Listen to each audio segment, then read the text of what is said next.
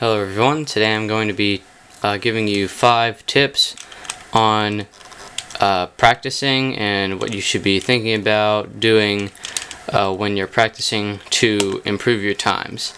So some of these you've probably heard before in my other videos. A couple of them are the same, but these are things that I think are the most important to think about or practice or whatever when you're doing time solves and things like that. So the first thing is to have goals of some sort. You want to have goals so that, you know, if you have no goals, you're going to have no drive, and if you're just content with the times you're getting currently, you're not going to get any faster. There's, you know, if you don't really care, then, you know, you're not going to improve. But if, you know, you're really trying to break sub 20, you know, just then it'll make you go faster, just having that goal, and eventually you'll get there. You may have to learn some new stuff, but just having that goal will help you get there. And you really have to want it too, so you can't be like, I'm gonna be sub 20. You have to be like, I'm gonna be sub 20. I will get there. So that's the first thing, have goals. The second thing is incorporating new material. If you've learned something new, make sure that in your practice you are incorporating that into your solve correctly. So if it's a new technique, a new algorithm, make sure, you know, you're doing that algorithm when you're supposed to, where you're supposed to, and not, you know, skipping a case, like missing that. So if it's a F12 algorithm that you've learned, like a shortcut, don't be doing the long version. Make sure you're doing the shortcut. And to help with this, to help incorporate it into your practice or into your solve, you want to practice slow solves if it's a new thing. So doing some slow solves and double checking to make sure you're incorporating whatever it is in your solve correctly. And then once you start timing yourself, it will already be more automatic. You know, you'll see it and you'll be able to get that quicker. So in the long run, it'll make you faster because you'll be, you know, doing the optimum thing where it's supposed to be done, and you're not skipping over things or whatever. And also just keep it fresh in your mind. Make sure you're thinking about, you know, do that one algorithm and don't do whatever else.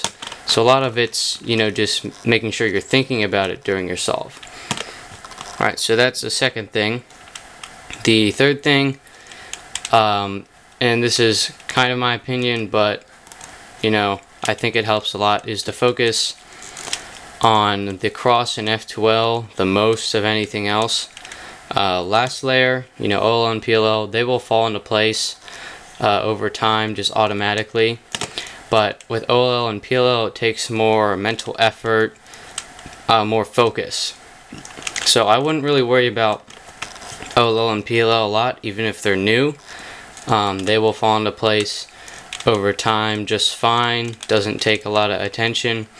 But, you know, for example, when I solve, all I really think about is F2L, and I think about my cross and my inspection. But F2L is huge for me.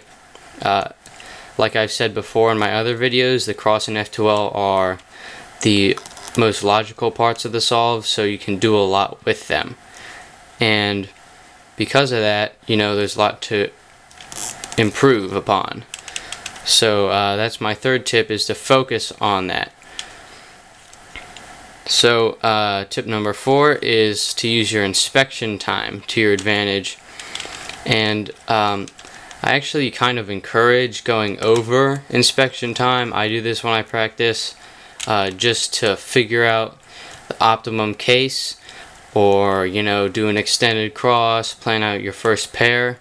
Because if you go over now, eventually it's just going to become automatic, that planning, and then you can get it down, you know, below 15 seconds eventually, and then you'll be faster because you have more planned.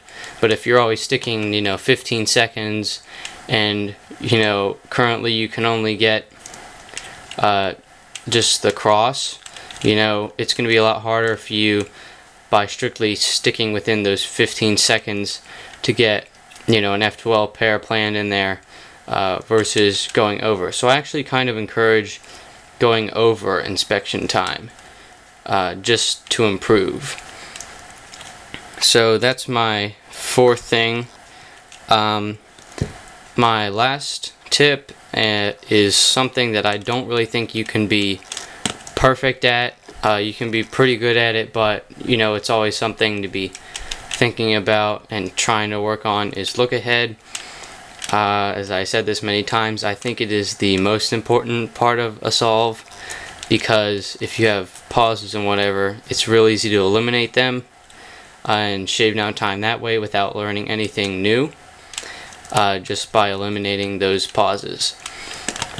So that's something else to keep in mind, and I really don't think you can be perfect at it, because you know, even the top cubers tend to have a gap between OLL and PLL, so you know, that's something you can think about too, even though you know, it's real hard to eliminate. But it's just something to work on again, and it's really just a constant thing to work on all the time.